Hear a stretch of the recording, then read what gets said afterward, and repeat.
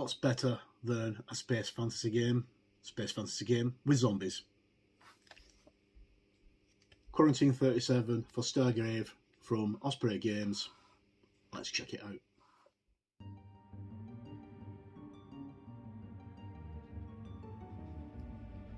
Okay, so a few weeks ago I had a look through the Stargrave core rulebook and from Osprey Games, and now we have the first expansion for the rulebook, which is Quarantine 37, which gives us a whole new way to play the game, which is very good if you live on your own or can't get to other gamers and games clubs and stuff, because it gives you solo rules, so you can actually play the game on your own. And as far as I can tell, they're going to work really well, so let's have a quick look. So, straight from the off, Joseph A. McCullough, and on the back we have our blurb, which says, when it was commissioned, Imperial Research Station 37 was home to nearly 10,000 scientists and researchers, working on a vast array of biological and chemical projects. Then 6 months before the outbreak of the war, Station 37 went dark. No escape pods were launched, and all attempts at communication were unanswered. Until a solitary repeating broadcast filled the silence, the station was under quarantine, do not approach. When the war came, the station was forgotten, left to drift lifelessly in the empty space. Now, in the aftermath of the last war, Station 37 has been rediscovered and its broadcast heard once more. Quarantine 37 is a supplement for Stargrave, in which players lead their crews into an abandoned space station, hunting for lost technology, unique research and forgotten experiments. Compete with your opponents for these valuable resources across 2 competitive mini-campaigns, or venture into the vast maze of corridors and laboratories alone in the first Stargrave solo campaign. Also included are 6 new soldier types, new backgrounds and powers, terrifying additions to the bestiary, and a new advanced technology table with loot to help you in your adventures in the Ravaged Galaxy. Brilliant. Okay, so it sounds good. I've had a quick look through, and it does seem pretty awesome. It looks like a pretty good read. Once again, the artwork is outstanding, and as you can tell by the cover, you know you're going to come across some space zombies, and zombies are always good in any game, and space zombies even better. Okay, so what do we get? We get new backgrounds and powers. So the 2 new backgrounds we get are Aristocrat, that's really hard to say, and Hunter. Some new powers. Then we have new soldiers and rules. So we have the new soldiers are Gunfighter, Mule, Q-Bot, Ravaged Trooper, and Trophy Taker. And then we have details on the Hastians, Plague, Infections, Reanimations, and Pings. Pings are quite cool. Then we have the Shuffling Dead, which is a mini campaign, so it's got like 4 scenarios and an epilogue. And then we have Strike from the Shadows, which is a second mini campaign, which again has 4 scenarios and an epilogue. Then Chapter 5 is the solo chapter, so building a crew, loot tokens, power, the turn, creature actions, ending the game, and the rest of the rules. Now, if you actually look, the solo rules start on page 55 and end on page 57, right? So it's not very long, and the actual solo rules are quite simple, and I was like a little bit shocked when I actually picked it up, because a lot of games that have solo wargaming tend to have lots and lots of overly complex charts and stuff. I love 5 Parsecs from Home, but there's so many procedural charts in that game that they take up the majority of the 200 odd pages of the book. And then we've got Back to the Ship, which is another mini campaign, and then Chapter 7 is Advanced Technology. Okay, and then we have a Bestiary, which is Chapter 8. Okay, so we've got the incoming transmission. At the time of this commission, Imperial Station was... we've already read that was on the back. Right, so introduction. So this is telling you how to get the most out of miniature wargaming and solo wargaming, and some of the things that actually influence the game, such as the movies like Aliens, The Predator, Thing, Pitch Black, and even episodes of Doctor Who. It influenced the direction of this game and the supplements. And also, if you want to, you can follow James at Joseph, at his blog, which is there. I don't know why I said James. Okay, so here's what we're looking for. That's a gunslinger. We're getting into the new background. So Aristocrat is the first new background.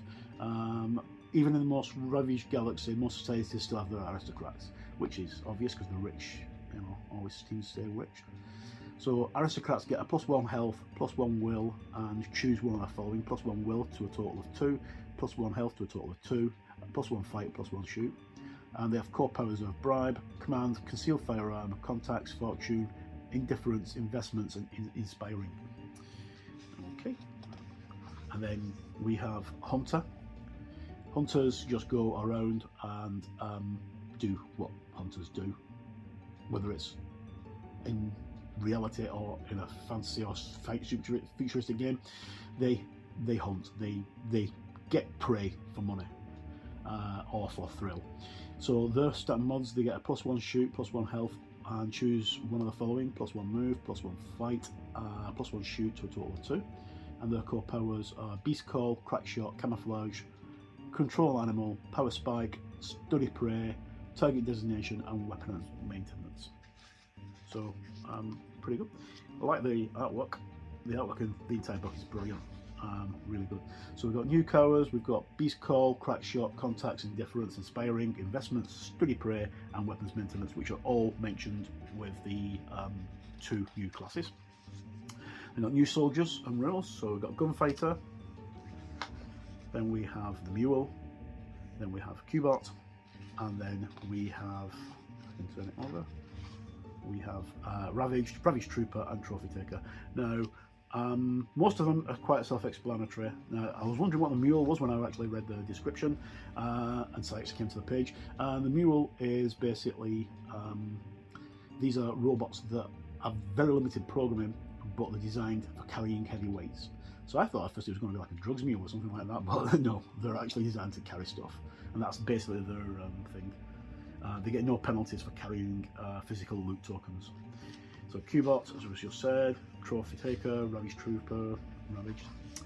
And then we've got Hastian's plague, which is the virus that brings the dead back to life, that is on Outpost 37 that we come across. Pings, which basically are very similar to the motion tracker in Aliens, or if you want to akin it to the blip tokens you get in Space Hulk, or Aliens and Other Glorious Day in the Core. Pings are very good at misdirection for your players or your opponents. You can put them down, and it could be a warrior bug or a worker bug, 2 worker bugs, 2 warrior bugs, 1 acid spewer bug, or nothing. And you've got a table here which tells you what's on them. So our first adventure takes us onto the Outpost 37 space station, and we've got our setup. So you've got a medical lab and special rules for it. Now, because this is a miniature agnostic game, there's loads and loads of people 3D printing stuff for this game. At the moment, Loot Studios have just done some absolutely outstanding 3D miniatures, 3D printable miniatures and terrain for the sci-fi tier, which I think they've done to tie in with the success of Stargrave and also with Starfinder as well, and well worth checking out. I'll leave a link in the description so you can check it out for yourself, and I'll actually get a couple of prints in a second and show you what the creatures look like. So zombie shoot, we've got the setup for it, and then loot and experience. Again, more great artwork. There's a big ogre type guy with 1 eye. Power conduit, shield dance, and then the epilogue. And then we've got the same as game, which is the next multiplayer thing, which is set in a hydroponics lab. And then I love this guy. This guy's cool. And then we've got the epilogue on that. And then we've got the rules for going solo. So you build your crew, following the normal rules, presenting the main rule book. Also, you only use half your crew in the first parts of this solo adventure, so it keeps it kind of simple. You use loot cult tokens because that's basically the currency of the game, is the loot token. And Joseph suggests using 2 to 3 loot tokens rather than having 4 or 5 tokens. It makes it a little bit easier. And then we have the powers, detail on how to use the powers, and the way the turn phase goes. So it goes your captain's phase, so your captain gets to height. Then the creature phase, so your bad guys get to height, and then you've got your first mate phase and your soldier phase. So in the second phase, your creatures get to move towards an objective. So you set one of the tokens, one of the loot tokens, as an objective for the creatures. They will move towards that unless there is a character within range, then they'll move towards the character. So that's very, very simply how the game plays, the solo rules. So that's why it's only on 3 pages, and it seems to be quite good. I mean, I've not actually played it yet, but it does seem quite simple to actually get your grips with. And then the rest of the rules just apply as normal. And if it doesn't seem to work properly, amend it. That's what it suggests. Again, more great artwork. After a lot of this artwork's based on the models that they've released for the plastic miniatures, which I've reviewed in a previous video. And then we have our solo campaign here called Back to the Ship, which is great. Now, I'm not really spoiling anything because it's a campaign, you know, so I'm not bothered about looking through that. Again, more fantastic artwork. We've got our undead space zombie, then advanced technology, and then we've got bug bombs, climber gloves, chrome burn virus, deadbot switch, explosive pickhead, force grenades, force rounds, grenade blanket, high frequency communicator, more awesome artwork of the troopers, then incendiary ammunition, life-saving nanobots, nerve killer, piercer rounds, psychic dampening field, a remote mine, and then scrambler grenades, shock maul, sniper's cocktail, sonic scrambler, feast blade, and then new beast race. We've got the bugs, which is a new race. They're basically the xenomorphs from Alien, or the arachnids from Starship Troopers, or the Whitespikes from the Tomorrow War, which is really good fun. I really enjoyed that. This guy's not a Borg, honest. And then there's like 4 different kinds. So you've got your regular bugs, you've got acid spewers, you've got a drone bug, queen bug, royal guard bugs. They're very much like the aliens. Then we've also got the warrior bug and worker bugs. And then we've got different kinds of zombies, such as like the bloater zombie, plague zombie, soldier zombie, and then the attribute list for the various creatures. So you've got acid spew, beast fighter, bug, expert climber, hatred of gunfire, so they don't like loud noises, high pain threshold, potential self-immolation, so they can set fire spontaneously, powerful, ranged attack, sharp teeth, strong, toxic, trophy taker, 2-gun fighter, unaggressive, zombie infection, zombie terror. Fantastic. And then all the artwork and credits at the back, and available from Northstar military figures as usual. That's just a quick look through the book. Now I'm just going to pause for a moment, and I'm going to show you some of the 3D sculpts that I've done. Well, I've not done, I've just printed them, and you can get an idea of how great some of the stuff is and how great it'll fit in with this setting of zombie apocalypse. Okay, right, so here's just a quick look at some of the miniatures from the loot. They're partly painted, not all of them are painted, but they're partly painted. So this is a Lich Lord. As you can see, is quite cool. Still need to finish him off. I do like basing my prints on MDF, which is very cheap. I got 1,000 bases for, I think it was £14 of various sizes, and I'm going to have to get some more soon because I've gone through most of them. So he could be easily a hunter or a mystic user or something like that, psychic user. Then we've got this big boy here. These are all from the September-October release for the Loot Studio Sci-Fi, which has only got a few days left. It finishes soon. So this guy's like a big hulking creature. He's like a behemoth. that was a good print. I enjoyed doing that one. Then we also have undead troopers with I don't know, it's like entrails or something like that. Some cables that are lifting him up high above the ground. And then we have our then we have our zombies as well. So these are just ones I've started painting. Not actually finished them yet. But to give you a better look, this is one of the I always do things in 75mm or bigger if I can. So that's the same zombie figure but done at a bigger scale. And that was such a joy to paint. And although you can't really tell if you shine a UV light on him, he actually glows. I'm really pleased with him.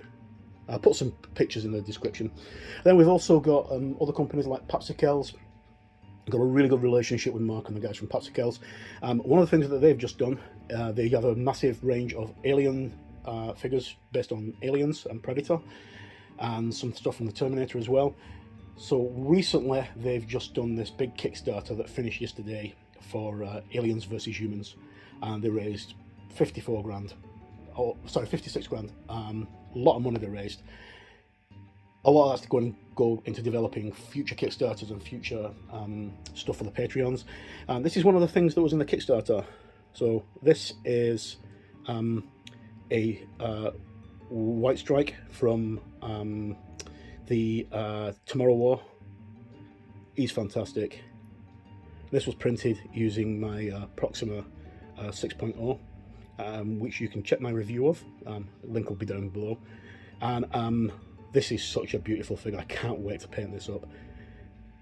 So that's just a quick look at some of the critters that you can get, and some of the 3D prints that you can run off. And Stargrave Quarantine 37. Check it out now. It's not expensive. It's only, I think it was £15 or something like that. It might have even been less than £15. It's quite a cheap book. The background information is really good. It's really good fluff, but I didn't want to bore everybody by going through all that, so keep it nice and short. You can check out Nick's webpage, which I will leave a link down the description, so you can actually order this directly from them. You can order it from Osprey Games as well, which I'll also leave a link to. So as if I always get his Northstar miniatures. Yeah, so we've got Nick's Northstar miniatures. Really nice company. Nick's a really nice guy. So that's the end of this. Hopefully we should be bringing you some quick plays of how to get the best out of Stargrave very shortly, because I'm just waiting for Roland to get his stuff painted up, and then we can start actually filming games and stuff. So thank you for tuning in. As always, no matter where you're in the world, please stay safe, look after yourselves, and until next time, take care.